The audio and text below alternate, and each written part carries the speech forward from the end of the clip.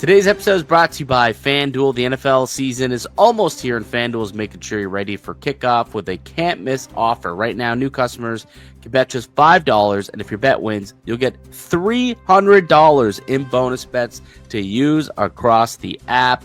It keeps every game more exciting, whether you're watching your team or just keeping an eye on your fantasy lineup. It's quick, it's easy, the best way to add a little more juice to your Sundays.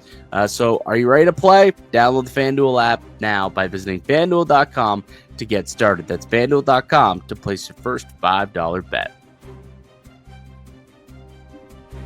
Welcome back into the Locked On Leafs podcast. Mike DiStefano, Dave Morisuti with you here on the podcast, and Ben Danford actually making the news. Little headline news for Ben Danford. He ends up getting invited to the Rookie Showcase, which he used to attend. It used to be here in Toronto. It's no longer here anymore. And I know you're pretty bummed about that. I've always been bummed about that, yeah. Yeah, but Ben Danford gets an opportunity to go to the Rookie Showcase. I guess that goes to show that, you know, the league believes Ben Danford is an NHL player and a future, you know, piece of this Leafs blue line at some point. So let's do this. Cosign, no sign. Ben Danford will be a staple on this Leafs blue line within the next 2 years. 2 years. So not this year necessarily, but for sure by next year he'll put himself on the Maple Leafs roster. I'm gonna no sign it for now because I feel like he's just like I think he's just starting to show what he can do. Like this past year was a good year. He was named the top defenseman in the OHL. I think top defensive defenseman, just so I can clarify that in the OHL. I think just because of his age, I think they probably want to see him take a more natural development when he comes to, especially defensemen. They take a lot longer to develop. I think you probably want to see him play in the AHL for a little bit if he needs a little bit of seasoning. But I do expect him at some point to play a pretty big role. Yeah, I think when you look at the Leafs roster too, there's just not a lot of space for him. You know, like they have what 1, 2, 3, 4, 5. They have all 6 of their current defensemen locked in this year and next year. So someone's going to have to move around, or maybe someone gets pushed out potentially. Now, they do not have an abundance of right shot defensemen. I will say that. Could they possibly use a Ben Danford on their third pair and move out a guy like Simon Benoit? It's possible that Benoit could, lose out the job to Ben Danford if he comes and impresses in camp. I think he'll be given an opportunity to. Maybe he doesn't do it this year, but I think there's a shot next season we could see Ben Danford in a regular role. We'll see how things play out between now and then. There's obviously, tons of work that could be done to this blue line.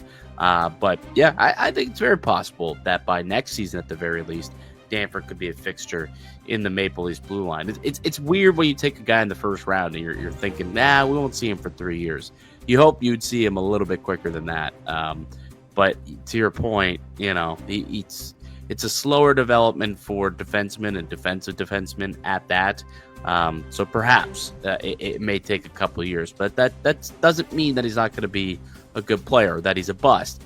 It just takes defensemen longer to develop than it does forwards like Cowan or like Matthew Nyes. Do have to keep that in mind.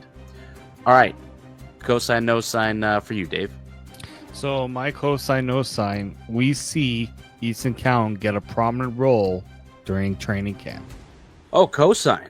Absolutely cosign. I think they have to give him an opportunity to see what he can do. Like, he's their top prospect, and, I think that he's earned a chance to showcase himself to the team and to the coaching staff that he worked on what they had asked him to work on last year in London, right? Like, that Craig Berube wanted to work on his off-puck skills, wanted to work on his puck protection.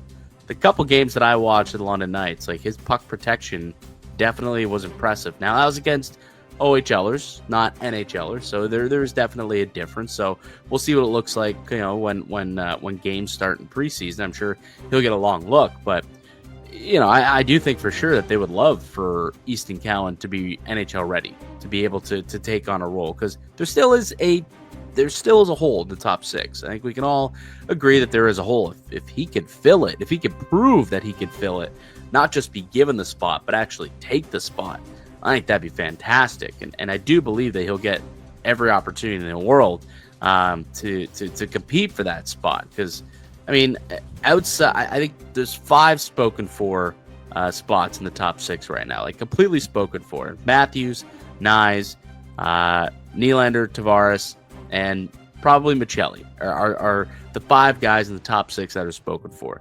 That leaves guys like Nick Robertson, Max Domi, and probably Easton Cowan as that third guy who can make a run at that other top 6 spot. And there's even, some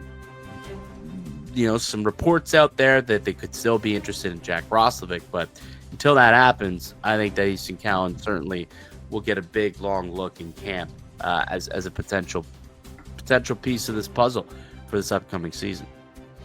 Yeah, I just think that people say they need to add a top 6 winger. They really need to add some skill to that top 6. Maybe they feel like Easton Cowan can push for it. Now they could go and still sign Jack Roslovic, and Roslovic can be, but like we had this conversation before. It's like then you're adding another Max Domi type player to the list. You've already got Max Domi to kind of do that. Now Roslovic is a right shot, and maybe that's something that they view as something that they need. But I've been adamant in saying you have to start seeing your younger players, push this group forward, right? We're constantly talking about how they need to add this, add that, go and trade for this, try to sign that. Once in a while, you need to also say, well, you've also got this player that you put in a lot of time in drafting and developing to actually, take a big step forward for you. And so I do think that that's where a player like Easton Cowan needs to step up in that, and show that he can do it. Yeah, absolutely. Let me be clear. I'm not saying I think Cowan will make the team or is a lock to be a top 6 player for the Leafs, but I do think that he'll be given an opportunity to prove himself at the very least in training camp. All right, cosign, no sign, Dave. Matthew Nyes will score at least 75 points this season. Sorry, say that one more time just so I make sure you heard it properly. Matthew Nyes will score at least 75 points this season. 75 or more points for Matthew Nyes. 75 or more. Yeah, he had 58 a year ago. I think I co-sign that. Yeah? That big of a jump, 58 to 75? Well, you're trying to think about, I think he gets on the power play in some way, shape, or form. Like, you got Matthews, Nylander, Tavares. That's kind of your top 3 forwards. I think they might go 5 forwards again if they don't feel they have a defenseman to go on the. I think he'll be the net front guy. On the power play. I think for sure he will be. Yeah. I think there's no question that he's going to be on PP1. He was very effective, being a net front guy, whether it was tipping pucks or it was pouncing on rebounds. Matthew Nyes certainly proved that he could be an effective player on this power play. He'll be there regardless of if it's 5 forwards or 4 forwards. He's definitely one of the top 4 and will be there. I think that he gets there. I'm expecting a big third year bump out of Matthew Nyes.